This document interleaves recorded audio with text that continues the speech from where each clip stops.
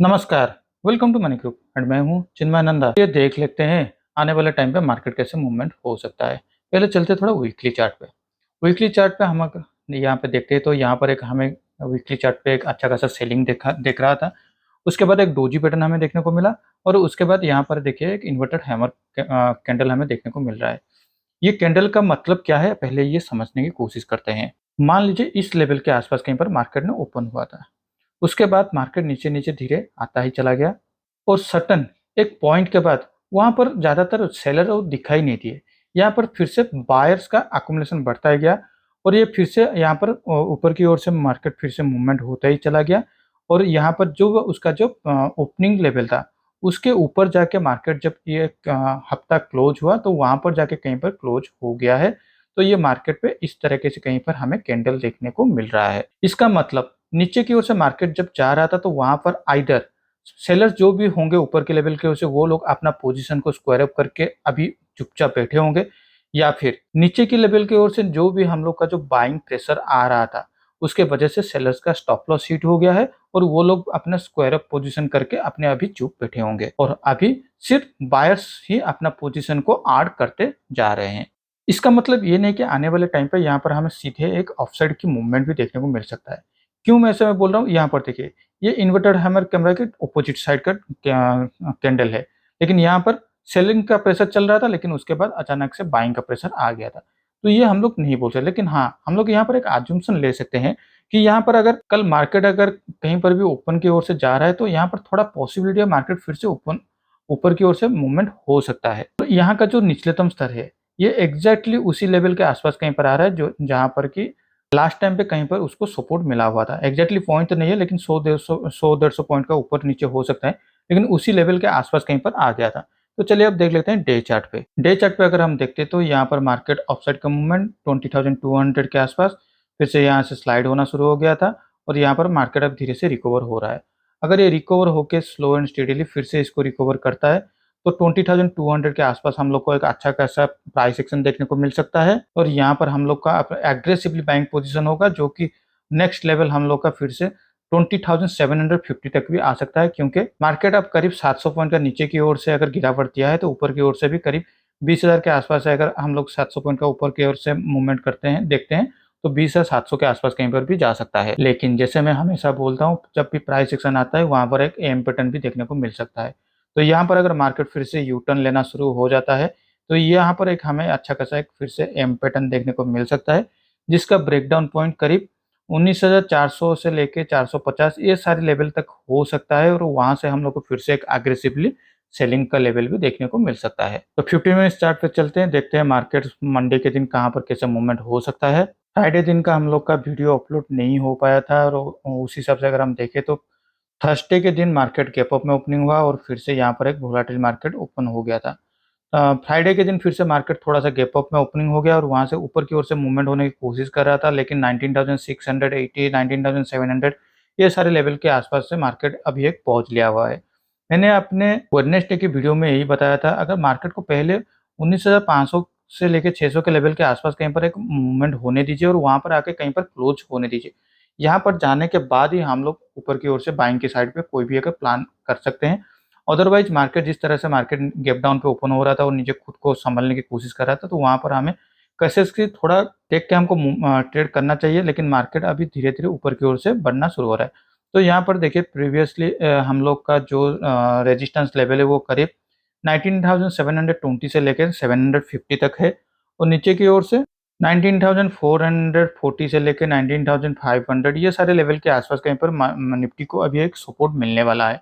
तो ऊपर की ओर से रेजिस्टेंस, नीचे की ओर से सपोर्ट हम लोग को अभी 2 लेवल मिल चुका है। आइदर और साइड पे कहीं पर भी मार्केट ओपन होके उसको क्रॉस करता है तो हम लोग उस हिसाब से हम लोग का प्लानिंग करेंगे। लेकिन मेरे हिसाब से अभी मार्केट अभी एक ट्रेंडिंग पे जा सकता है, आइदर ब्रेकआउट दे सकता है या फिर ब्रेकडाउन दे सकता है। इसलिए मैं बोल रहा हूँ क्योंकि आखिरी 3 दिनों में अगर हम देखें तो मार्केट जब भी गैप अप या गैप डाउन पे ओपन तो हो रहा है, लेकिन वहाँ ओपन होने के बाद वहाँ पर ज़्यादा अभी मूवमेंट नहीं हो पा रहा है। एक ट्रेंडिंग मार्केट नहीं आ पा रहा है। गैप अप में ओपनिंग हो गया, उसके बाद फिर से साइडवाइज में चला जाता है। ये थर्सडे के दिन ये उसका एक बड़ा मूवमेंट है, उसके बाद कोई ज़्यादा मूवमेंट नहीं है। फ्राइडे के दिन में भी गैप अप में ओपनिंग हुआ और उसके बाद स्लो एंड स्टेडीली ऊपर की साइड की तरफ तो मूवमेंट हो गया था। लेकिन उस पे अगर ट्रेंडिंग की बात करें तो यहाँ पर ऐसा कुछ अच्छा खासा ट्रेंडिंग नहीं हो पाया था। इसलिए मुझे अभी ऐसा लगता है कि मार्केट यहाँ पर एक अच्छा खासा ट्रेंडिंग हो सकता है। तो हमारे लिए पहले यही होगा, ऊपर की ओर से 720 से लेकर 750 और नीचे की ओर से 450 से लेकर 500 के आसपास कहीं पर एक लेवल को तोड़ने दीजिए। तो चलिए अब देख लेते हैं बैंक निफ्टी। बैंक निफ्टी का वीकली चार्ट पे अगर हम देखते हैं तो यहाँ पर भी देखिए मार्केट ने एग्जैक्टली इसी लेवल के आसपास कहीं पर एक अपना सपोर्ट ले लिया है। ये उसको एक अच्छा खासा सपोर्ट दे रहे हैं, 44,200 से लेकर 300 के लेवल के आसपास है। यहाँ पर भी उसको सपोर्ट मिला है। यहाँ पर भी अगर हम देखें एक बड़ा सा हमें रेड कैंडल देखने को, सेलिंग का प्रेशर देखने को मिला। उसके बाद फिर से डोजी पैटर्न, उसके बाद एक इन्वर्टेड हैमर कैंडल हमें देखने को मिल रहा है। तो ठीक यहाँ पर भी हमें एक यहाँ पर एक सपोर्ट मिला हुआ है 44,200। तो ऊपर की ओर से मार्केट अभी मूवमेंट हो सकता है, क्योंकि इस तरह के जब भी कैंडल आता है तो अच्छा खासा एक मूवमेंट हमें पेंडिंग देखने को मिलता है। तो यहाँ पर भी हमें इस लेवल को मार्कआउट कर लेना चाहिए। 44,200 से लेके 44,000 एक राउंड लेवल है, इसको मार्कआउट कर सकते हैं। और यहाँ पर भी देखिए अभी यहाँ पर आइदर एक एम पैटर्न बनेगा या फिर एक डब्ल्यू पैटर्न बनेगा। यहाँ पर अगर मार्केट अगर ऊपर की ओर से मूवमेंट होना शुरू हो जाता है तो डब्ल्यू पैटर्न बनेगा, या फिर अगर मार्केट यहाँ से फिर से स्लाइड होना शुरू हो जाता है तो यहाँ पर फिर से एक एम पैटर्न बनेगा। तो उस हिसाब से हम लोग को वीकली चार्ट के हिसाब से हम लोग को हमारा प्लानिंग करना होगा। अगर एम पैटर्न बनेगा तो 44,200 उसका ब्रेकडाउन पॉइंट होगा, और अगर डब्ल्यू पैटर्न बन रहा है तो पहले हम लोग को थोड़ा इंतजार करना होगा, या फिर हम लोग नीचे की ओर से भी छोटे छोटे क्वांटिटी में हम लोग का पोजीशन पे ऐड कर सकते हैं। और जब भी ये 46,000 तो बहुत बड़ा लेवल बन जाता है, 44,000 से लेकर 46,000 2000 लेवल का बन जाता है। उसके लिए हम लोग को पहले चलते हैं डे चार्ट पे। डे चार्ट पे हम लोग को क्लैरिटी आ जाएगा कि हम लोग को कहाँ पर एक छोटे फ्रेम में ट्रेडिंग मिल सकता है। तो यहाँ पर भी देखिए मार्केट को एक 44,800 के आसपास पे एक अच्छा खासा रेजिस्टेंस देखने को मिल सकता है, क्योंकि इस लेवल के आसपास से मार्केट ने हमेशा उसको तोड़ने की कोशिश करा था, लेकिन इसके ऊपर कभी भी क्लोजिंग नहीं दे पाया है। तो हम लोग 44,800 जब तक ये उसके पास अगर क्लोजिंग नहीं दे देता या फिर उसके ऊपर क्लोजिंग नहीं दे देता तो हम लोग यहाँ पर अग्रेसिवली बाइंग भी नहीं कर सकते। और नीचे की ओर से 44,000 से लेके 43,900 ये सारे उसके लिए अभी एक सपोर्ट की तरफ काम करने वाले हैं। तो चलिए अब देख लेते हैं 15 मिनट्स चार्ट पे हम लोग को क्या बताने की कोशिश कर रहा है। 44,400 बैंक निफ्टी के लिए एक अहम लेवल था और अभी उसके आसपास कहीं पर आकर ट्रेडिंग हो रहा है। तो कल अगर मार्केट फिर से गैप अप में ओपनिंग होता है या फिर फ्लैट में ओपन होता है, लेकिन ऊपर की ओर से कहीं पर भी मूवमेंट होना शुरू हो जाता है, 44,500 एक बार हमें उसको क्रॉस करने दीजिए। उसके बाद हम लोग को हम बाइंग के लिए हम लोग यहाँ पर पोजीशन को ऐड कर सकते हैं, और हम लोग का स्टॉप लॉस करीब 44,400 तक होना चाहिए। अगर एक बड़ा गैप अप में ओपनिंग हो जाता है 44,600 के आसपास कहीं पर अगर ओपनिंग हो जाए तो इंतजार करना होगा मार्केट कहाँ पर थोड़ा सा एक सेटल डाउन होता है या फिर थोड़ा रिकंसोलिडेशन होना शुरू हो जाता होगा।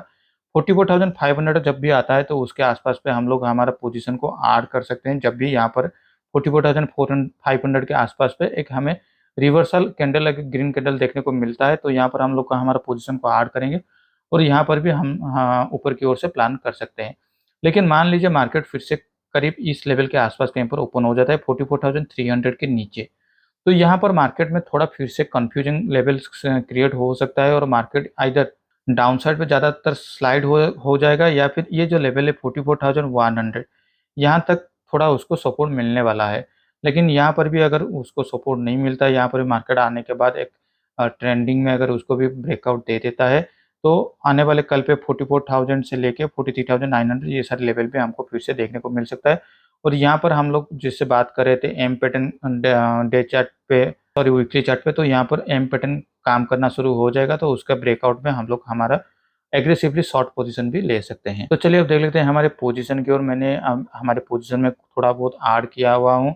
मैंने जो भी मेरा जो कैरी फॉरवर्ड निफ्टी का पोजीशन था उसके अलावा मैंने बैंक निफ्टी का 43,900 पुट ऑप्शन और 45,200 कॉल ऑप्शन को एक हेजिंग पोजीशन के हिसाब से लिया हुआ हूँ। इसके पीछे का लॉजिक भी यही था कि क्योंकि मैंने हमेशा मेरे वीडियो में यही बताया हूँ कि ऊपर के लेवल की ओर से 45,200 उसको लिए एक अहम सपोर्ट बनेगा, और हाल ही में अभी बैंक निफ्टी 43,900 से एक रिकवर भी हुआ था। तो उस हिसाब से मैंने ये दोनों लेवल का सपोर्ट और रेजिस्टेंस लेवल पे मैंने एक हेज पोजीशन ले लिया, और ये डेल्टा न्यूट्रल के हिसाब से भी बन रहा था। तो आज के लिए इस वीडियो में बस इतना ही। Thank you for watching my video.